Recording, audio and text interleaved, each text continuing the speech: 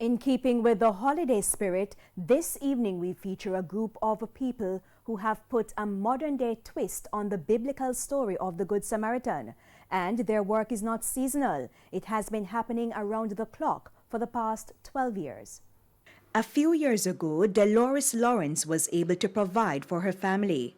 Then came an accident forcing her to quit being a hairdresser as she could no longer stand for hours. Because I have poor circulation, the breaking up of the foot, and the doctor told me that in order for to stop it from swell, I must leave that work and do something else. Since she's over 50, Dolores says finding a job has been difficult, and so she sought refuge at the Good Samaritan Inn, operated by the East Jamaica Conference of Seventh-day Adventists and its partners.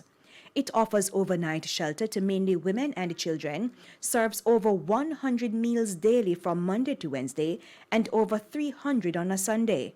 Vermont Murray is the project manager. Individuals can walk off the streets any day of the week and have a bath. They can use the sanitary facilities. I was working and things get bad with me, and the person introduced me to this place.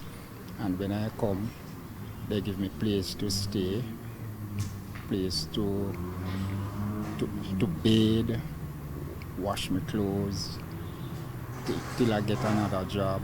Clive is now back on his feet, and so he volunteers at the inn. Professionals in the health sector follow suit, assisting needy clients to get medical, dental, and counseling services on a weekly basis.